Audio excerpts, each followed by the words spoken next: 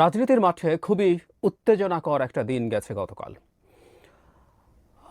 এর আগের দিন রাতে, বেশ গভীর রাতে, জনাব হাসনাত আবদুল্লাহর একটা স্টেটাসকে কেন্দ্র করে প্রচুর তর্ক বিতর্ক শুরু হয়ে গেছে এবং আমরা নানানজন নানান রকম কথা বলছি, গুজব ছড়িয়ে পড়ছিল চারদিকে। নট অনলি দ্যাট, ঠিক একই সময়ে কোইন্সিডেন্টালি মনে হতে পারে, কিন্তু এটা আসলে কোইন্সিডেন্স তো নাই, এটা একটা পরিকল্পনা আমরা বলতেই পারি।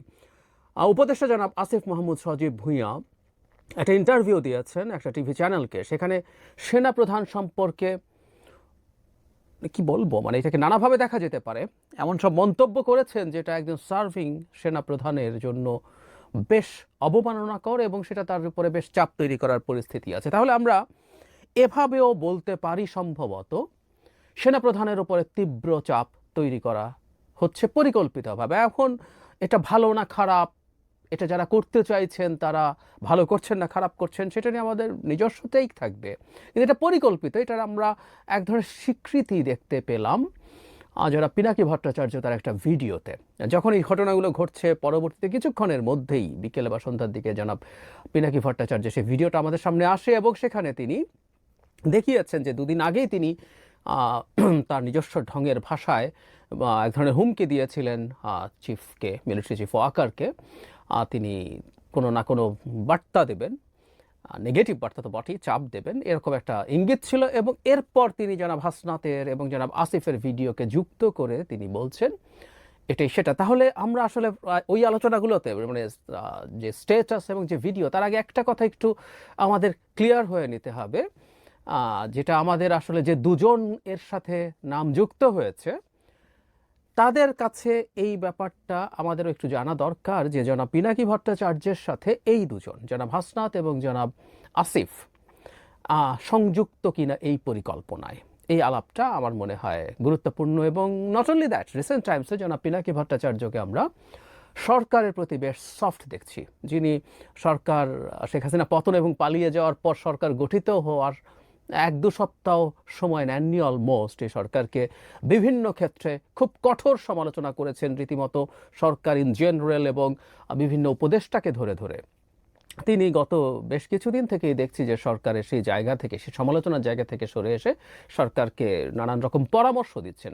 নট অনলি দ্যাট, তিনি, আমি তার দুটো ভিডিওর কথা মনে করতে পারি যেখানে একটায় তিনি নিজের গুরু বা এই ধরনের শব্দ বলেন মিস্টার খলিলুর রহমান, যিনি এখন রোহিঙ্গা বিষয়ক হাই রিপ্রেজেন্টেটিভ হিসাবে উপদেষ্টা পদমর্যাদায় আছেন।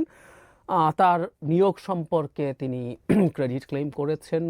একজন উপদেষ্টা যখন নেওয়া হলো, উপদেষ্টা বা বিশেষ সহকারী অর্থ মন্ত্রণালয়ে, তার ব্যাপারেও তার ইঙ্গিত হচ্ছে, সেটার ব্যাপারেও তার রোল ছিল। নট অনলি দ্যাট, জনাব সিআর আবরার সহ আরও দু একজনকে যখন নেওয়া হলো তখনও তার আগে তিনি পূর্বাভাস দিয়েছিলেন যে এই উপদেষ্টা পরিষদ পাল্টাবে। সো ব্যাপারটা এইরকম, জনাব পিনাকি ভট্টাচার্য এভাবে নিজেকে নিজেই পোর্ট্রে করতে চাইছেন যে এই সরকারে তার বিরাট বিরাট ইনফ্লুয়েন্স আছে।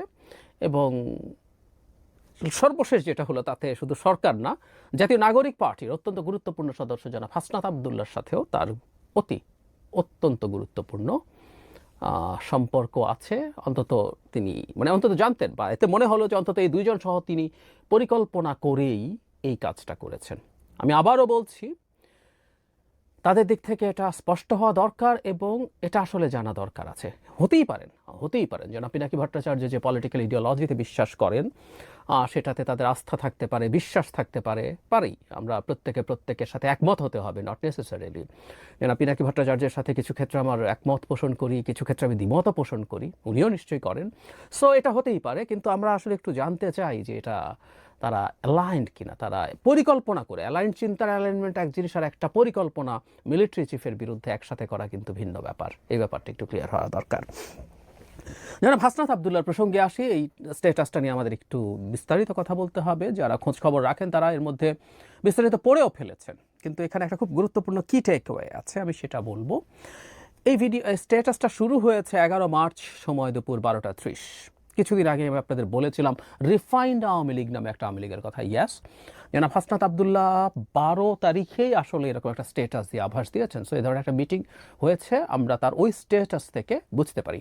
আবারও বলছি, জনাব হাসনাত আবদুল্লাহর একপাক্ষিক কথা বা জনাব আসিফ মাহমুদের একপাক্ষিক কথা নিয়ে আমরা কথা বলবো। এখানে একটু আগেই একটা ডিসক্লেমার দিয়ে রাখা জরুরি, পৃথিবীতে কেউ ফেরেশতা নন, সুতরাং কারো কোনো বক্তব্যকে শতভাগ সঠিক ধরে নেবার কিছু নেই। আমাদের গণ অভ্যুত্থানের জীবনের ঝুঁকি নিয়ে তারা সামনে থেকেছেন, দ্যাট ডাজন্ট নেসেসারিলি মিন তাদের কোনো পলিটিক্যাল এজেন্ডা নেই।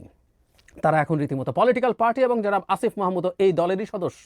আই রিপিট, জনাব আসিফ মাহমুদও আসলে আদতে ডিফ্যাক্টো এই দলেরই সদস্য। তারা খুব সহসাই বা যেদিনই হোক রিজাইন করে এই দলে যুক্ত হবেন। সুতরাং তারা এখন রাজনীতি করছেন।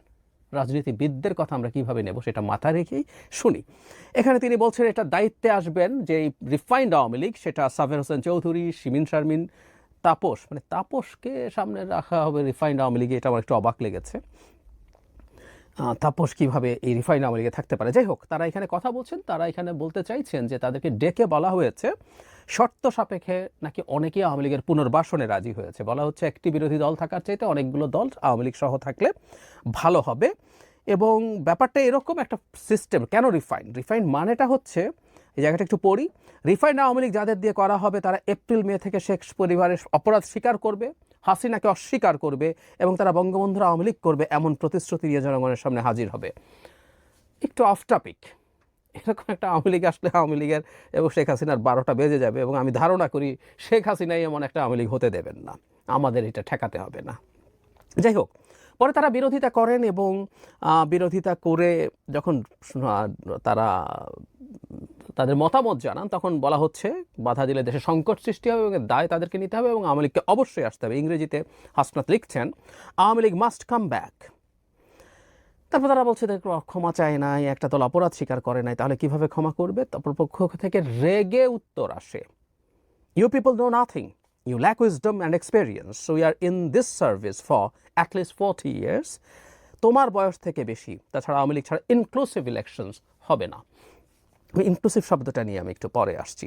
তারপরে হাসনাত বলছেন যে এটা তার হতে পারে না, মিটিং অসমাপ্ত রেখে আসে। একটা জিনিস খুব ইম্পর্টেন্ট এই জায়গায়, মানে এটা বলতে কাকে বোঝানো হচ্ছে? আমি দেখলাম যে অনেকে কচুক্ষেত করছেন এই স্ট্যাটাসের পর থেকে। কচুক্ষেত একটা গোয়েন্দা এজেন্সির অফিস, এটাকে ইন্ডিকেট করছেন প্রায় সবাই। আসলে তা না, হাসনাত আসলে সেটাকে ইন্ডিকেট করেন, উনি সরাসরি সেনাবাহিনীকে ইন্ডিকেট করেছেন। কেন বলছি? উনি একটা জায়গায় লিখেছেন, জুলাই আন্দোলনের সময় আমাদের নিয়ে অনেক কিছু করানোর চেষ্টা করা হয়েছে, কখনো এজেন্সি বা ক্যান্টনমেন্ট থেকে নানা ধরনের প্রেসক্রিপশন গ্রহণের চাপ দেওয়া হয়েছে, তারপর ওসিরে গ্রহণ করে নাই। এরপর বলছে আজকেও ক্যান্টনমেন্টের চাপকে অস্বীকার করে আমি আবারও আপনাদের উপর ভরসা রাখতে চাই। তাহলে হাসনাত আবদুল্লাহর এই স্টেটাসের খুব কি টেক অ্যাওয়ে হচ্ছে, তিনি এটা ডিজিএফআই বা অন্য কোনো সংস্থা, এনএসআই, যাই হোক বিভিন্ন গোয়েন্দা সংস্থা আছে, তাদের কথা না বলে র্যাদার সরাসরি সেনাবাহিনীকে বলেছে। কারণ আমরা একটা জিনিস নিশ্চয়ই জানি, এই গোয়েন্দা সংস্থাগুলোর চিফ মিলিটারির হলেও এগুলো রিপোর্ট করে প্রধানমন্ত্রী বা প্রধান উপদেষ্টাকে। সুতরাং এজেন্সি হলে আমরা এই প্রশ্ন করতে পারতাম যে এগুলোর রিপোর্টিং তো ওই দিকে। ক্যান্টনমেন্ট বলে জনাব হাসনাত ক্লিয়ার করলেন এটা সেনাবাহিনীরই কেউ। এখন কে? গতকালই একটা সংবাদ সম্মেলন হয়েছিল, সেখানে জনাব হাসনাত আবদুল্লাহকে জিজ্ঞেস করা হয়েছিল, তিনি কে সেটা বলেননি, অতি উচ্চ পর্যায়ের লোকজন সেটা বলেছেন। সো কে হতে পারে আমরা জানি না, কিন্তু এখানে একটা ইনক্লুসিভ ইলেকশনসের কথা আসলো, এবং এক ধরনের ইঙ্গিত আবারও বলছি সেনাপ্রধানের প্রতি আছে। কারণ খুব অল্প সময়ের মধ্যেই জনাব হাসনাত একটা ছোট্ট ক্লিপ শেয়ার করেন জনাব আসিফ মাহমুদের, যেখানে তিনি সেনাপ্রধান সম্পর্কেও এক ধরনের বোমা ফাটিয়েছেন বলা যেতে পারে। যাই হোক, সেনাপ্রধান ইনক্লুসিভ শব্দটা বলেছিলেন, হুইচ ইজ রাইট। এবং এখানে সংবাদ সম্মেলনেও সেনাপ্রধানের এই ইনক্লুসিভ শব্দ নিয়ে কথা হয়েছে। এনসিপির যখন যে সংবাদ সম্মেলন করেছে সেখানে এই আলাপটা এসছে। সুতরাং সেনাপ্রধানকে ক্লিয়ারলি ইন্ডিকেট করেছে, ইয়াস উনি এই শব্দটা বলেছেন। কিছুদিন আগে যে একটা বক্তৃতা নিয়ে আমরা খুবই আলোচনা করেছি, ডিবেট করেছি, ঝগড়া বিবাদ করেছি, সেখানেও কিন্তু তিনি ইনক্লুসিভ বলেছেন। এবং আমি ধারণা করি, বা এটা ধারণা করার যথেষ্ট কারণ আছে, তিনি আসলে আওয়ামী লীগকেই ইন্ডিকেট করছেন। সুতরাং এক ধরনের ইঙ্গিত আছে, এবং এরপর থেকে আমরা তীব্রভাবে এটাকে সেনাপ্রধানের দিকে অঙ্গুলি হেলন করেছি, এবং যারা পিনাকি ভট্টাচার্য ঠিক সেটাই করেছেন। অবিশ্বাস্য একটা ঘটনা হলো অল্প কিছু দিনের সময়ের মধ্যে জনাব আসিফ মাহমুদ ইনফ্যাক্ট দীর্ঘ একটা সাক্ষাৎকার দিয়েছেন। সেই সাক্ষাৎকারটা পাওয়া যায়, আপনারা দেখে নেবেন। কিন্তু কি জায়গাটা যেটা ইম্পর্টেন্ট আমি একটু পড়ি। আসিফ বলছেন, সেনাপ্রধান জেনারেল ওয়াকারুজ্জামানের পক্ষ থেকে মূল ভেটোটা ছিল প্রধান উপদেষ্টা ডক্টর ইউনূস কেন, ইউনূসের পরিবর্তে অন্য যে কোনো কেউ আসতে পারে। ইউনূসের নামে মামলা আছে, তিনি একজন কনভিক্টেড পারসন। একজন কনভিক্টেড পারসন কিভাবে একটা দেশের প্রধান উপদেষ্টা হতে পারেন? আসিফ মাহমুদ সেনাপ্রধান বলেছিলেন, আওয়ামী লীগ একটা লোককে একেবারেই দেখতে পারছে না, এবং বাংলাদেশে তো আলটিমেটলি 30% লোক, 30-40% লোক আওয়ামী লীগ সাপোর্ট করে। এই 30-40% লোকের মতামতের বিরুদ্ধে গিয়ে একটা লোককে প্রধান উপদেষ্টা করা উচিত। বক্তব্যে যেটা বলেছে যে এই সরকারটা তো নির্বাচন করবে, সো আওয়ামী লীগের লোকজনের যদি এই সরকারের উপর আস্থা না থাকে তাহলে তারা কিভাবে নির্বাচন হবে। শেষে জনাব আসিফ বলছেন, সেনাপ্রধান সর্বশেষ আমাদেরকে বলেছিলেন, বুকে পাথর চাপা দিয়ে আমি এই সিদ্ধান্তটা মেনে নিয়েছি। আবারও বলি, জনাব আসিফ মাহমুদ বা জনাব হাসনাত আবদুল্লাহর কারো কথাই আমরা সঠিক বলে ধরে নেওয়ার কিছু নাই, কারণ আমরা অপরপক্ষ জানি না এবং এগুলোর রেকর্ড আমাদের নেই। কিন্তু ওই সময়গুলোতে যে যে বয়ান আছে, আমি তার বই যখন বেরিয়েছিল কয়েকদিন আগে সেই বই প্রসঙ্গে বলেছি, প্রত্যেকের তার তার জায়গা থেকে তার ন্যারেটিভ সামনে আনা দরকার আছে। সো আমরা সত্য মিথ্যা সরিয়ে রাখি। এমন একটা দিন সেনাপ্রধান সম্পর্কে এত মারাত্মক একটা বক্তব্য আসলো যেদিন সেনাপ্রধানকে অ্যাকিউজ করা হচ্ছে আওয়ামী লীগকে বাংলাদেশে পুনর্বাসন করার আলাপে। এখানে অবশ্য একটু বলা বাহুল্য, আবারও বলছি, যে ফর্মুলার কথা যারা হাসনাত আবদুল্লাহ বলছেন, এটা আওয়ামী লীগকে পুনর্বাসন করার চাইতে বরং আওয়ামী লীগের ক্ষতি করা হবে বলেই মনে হয়। আমি সত্যিই মনে করি, আমি জানি না আপনারা মনে করেন কি না। মানে এরকম একটা আওয়ামী লীগ তৈরি হবে কৌশলগতভাবেও, এই জিনিস শেখ হাসিনা অ্যাগ্রি করবেন বলে আমার মনে হয় না। উনি যদি অ্যাগ্রি করতেন, উনি আসলে এখন এই যে এত কথা বলছেন, উনি রাদার এই ভীতি থেকেই করছেন বলে আমার মনে হয়। যাই হোক, আওয়ামী লীগ বিরোধিতার এই আলাপ চলতে থাকলো এবং যারা মাহফুজ আলম তথ্য উপদেষ্টা কথা বললেন একটা ভিডিও বার্তায়, সেখানে তিনি আওয়ামী লীগকে নিষিদ্ধ করার আলাপ করছেন। মানে খুব ইন্টারেস্টিং। সরকারে থাকা মানুষ কিভাবে এই ধরনের মন্তব্য করছে, কারণ সরকারের প্রধান বলছেন, এই দুদিন আগের কথা, প্রধান বলছেন আওয়ামী লীগকে নিষিদ্ধ করা হবে না। আবার একটু মেটাফরিকলি বলছেন যে এটা নাটাই থাকে ভারতে, ঘুড়ি হচ্ছে আওয়ামী লীগ এবং বাংলাদেশে এই ঘুড়ি আর উঠতে দেওয়া হবে না। আর একটু অফ টপিক যোগ করে রাখি, যেন মাহফুজও তার এই বক্তৃতায় ডক্টর ইউনূস বলেছেন, মানে সেনাপ্রধান ডক্টর ইউনূস বললে বিরাট ক্রাইম হয়ে যায়। উনি অবাধ্য হয়ে গেছেন, উনি অপমান করেছেন প্রধান উপদেষ্টাকে। যারা মাহফুজও একই কাজ করেছেন। আমি জানি এটা হবে না, কারণ আসলে আমরা তো চেরি পিক করি আমাদের ন্যারেটিভ কীভাবে অ্যাস্টাবলিশ করতে হয়। যাই হোক, সরকারে থাকা একজন মানুষ এই ধরনের বক্তব্য দিচ্ছেন। জনাব আসিফ মাহমুদও সরকারে আছেন এখনও, এবং এর আগেও তিনি যখন বইটা পাবলিশ করেছেন হয়তো রাইট টাইম ছিল না যে কোনো বিবেচনায়, কারণ এখানে অনেক ডিবেট হতে পারে। এখনও তিনি আসলে এটা বলেছেন, তাতে আমাদের মনে হওয়ায় স্বাভাবিক এই ইন্টারভিউর সাথে আসলে সেনাপ্রধানকে টার্গেট করার প্রশ্ন আছে। যদি শতভাগ সত্যও হয়ে থাকে, শতভাগ সত্য কথাও আপনি কোন সময় বলেন, টাইমিং ম্যাটার্স, এবং খুবই সিনক্রোনাইজড ওয়েতে এটা হয়েছে। এবং এটাকে জনাব পিনাকি ভট্টাচার্য আসলে ক্লিয়ারলি একটা রূপ দেওয়ার চেষ্টা করেছেন যে এটা পরিকল্পিত। দুদিন আগে তিনি জানিয়েছেন, আমি ওনাকেই জাস্ট কোট করলাম, যদিও আমরা যারা খেয়াল করেছি তারা এইভাবেই ইন্টারপ্রিট করতে পারতাম। এটা উনি কাজটা সহজ করে দিলেন। এখন আসলে যে প্রশ্নটা, তাকে টার্গেট কেন করা হচ্ছে, আমরা খেয়াল করবো আজ না, জনাব ওয়াকারুজ্জামানকে দীর্ঘদিন থেকে টার্গেটে পরিণত করা হয়েছে। এটা সত্য, জনাব ওয়াকারুজ্জামান শেখ হাসিনা নিযুক্ত একজন মানুষ। জনাব ওয়াকারুজ্জামান তার আত্মীয়, এটাও সত্য। এখন আত্মীয় হলেই অভিযোগ হয়ে যায়? উত্তর হচ্ছে না। 1/11 যখন ঘটানো হলো, জনাব মাসুদ, জেনারেল মাসুদ বেগম খালেদা জিয়ার আত্মীয় ছিলেন। তাকে ওই বিশ্বস্ততার কারণেই ধারণা করা হয় নবম পদাতিক ডিভিশনে জিওসি করা হয়েছিল। যাই হোক, আত্মীয় বড় ব্যাপার না। তিনি কি করলেন পরে, এটা ফ্যাক্ট। তিনি নেমেছিলেন মাঠে, তার সৈন্যরা কিছু মানুষকে হত্যাও করেছিল, এটাও সত্য। যদিও সৈন্যরা যে গুলি করেছিল তখন তারা বেসামরিক প্রশাসনের নিয়ন্ত্রণে ছিল, এটা আমাদের একটু মনে রাখতে হবে। একজন ম্যাজিস্ট্রেটের নির্দেশে তারা গুলি করত, এরকম ভিডিও আছে ওই সময়, যে ম্যাজিস্ট্রেট অর্ডার করছে, সোলজাররা গুলি করছে। সুতরাং এটা দায় সেনাপ্রধানের উপর পুরো চাপিয়ে দেওয়া যাবে না। কিন্তু শেষ পর্যন্ত তিনি আসলে তার বাহিনীকে বিরত করেছিলেন। এবং আমি যে কারণে এই ভদ্রলোককে অনেক সময়ই সমর্থন করা উচিত বলে মনে করি, ডেসপাইট অল দ্য ক্রিটিসিজমস, ওনার অনেক সমালোচনা থাকতে পারে, ওনার অনেক পদক্ষেপ নিয়ে সমালোচনা আমরা করতেও পারি, কিন্তু তিনি বাংলাদেশের একটা ডেমোক্রেটিক প্রসেস যেটা রেস্টোর করতে হবে সেটা নিয়ে কথা বলছেন। খুবই অনেক পুরনো সময় থেকে রয়টার্সকে তিনি 18 মাসের মধ্যে নির্বাচনের কথা বলেছেন। সর্বশেষ তার যে বক্তৃতাটা নিয়ে অনেক সমালোচনা হয়েছে সেখানেও তিনি নির্বাচনের কথা বলেছেন। সো এটাই আসলে সংকটের জায়গা। উনি নির্বাচন চাইছেন, কারণ বাংলাদেশে খুবই পাওয়ারফুল একটা পজিশনে থাকা মানুষ মোটা দাগে এই বছরের মধ্যে নির্বাচন চাইছেন। এটা অনেকেরই পছন্দ হচ্ছে না, ফলে অন্য ন্যারেটিভগুলো আসছে। আওয়ামী লীগ পুনর্বাসন, আচ্ছা আমি তাই যদি বলি ডক্টর ইউনূসও তো আওয়ামী লীগ নিষিদ্ধ করবে না বলছেন, ডক্টর ইউনূসের পদত্যাগ কেউ চাইছেন? এত কিছুতে যমুনা ঘেরাও হয়, যমুনা ঘেরাও করে ডক্টর ইউনূসের পদত্যাগ চাওয়া উচিত তো, কারণ উনি স্পষ্টভাবে বলেছেন এবং আমি গতকালও ভিডিওতে বলেছিলাম যে এই আইন থেকেই বাদ দিয়ে দেওয়া হয়েছে। কোর্ট কি করবে পরের কথা, আইন থেকেই বাদ দিয়েছে সরকার। এটা এত কিছু হলো, ডক্টর ইউনূসের তো পদত্যাগ চাওয়া উচিত। উনি তো আওয়ামী লীগকে পুনর্বাসনের সর্বোচ্চ কাজ উনি করছেন। তার চাইতে জরুরি কথা, সরকার যদি আওয়ামী লীগকে নিষিদ্ধ করে, আমরা একটু দেখতে চাই তো সেনাপ্রধান কি করে। কাজটা সরকারের, আবারও বলছি যে সেনাপ্রধানকে বলা হচ্ছে, সেনাপ্রধান হাসনাতকে ডেকে এরকম কিছু বা সেনাবাহিনীর উচ্চ পর্যায়ের কেউ এরকম কিছু বলেনি, আমি তা বলছি না, কিন্তু কি আসে যায়, ডক্টর ইউনূস করুক এবং সরকার বলুক যে সেনাপ্রধান তাকে এটা করতে দিচ্ছে না। আমরা একটু শুনি, আমরা একটু দেখি। আওয়ামী লীগকে একটা রাজনৈতিক ফুটবলে পরিণত করা হয়েছে। এনসিপিটি নিয়ে রাজনীতি করবে আমি কিন্তু বলেছি, তারা সংবাদ সম্মেলনে প্রধান উপদেষ্টাকে সমালোচনা করেছেন। এটা করারই কথা, কারণ এটুকু না হলে মুখ থাকছে না। তারা করেছেন, এটাই তাদের এখন রাজনৈতিক ক্যাপিটাল, কারণ তেমন কোনো ইস্যু আসলে জনগণের সাথে কানেক্ট করার মতো তাদের হাতে নেই।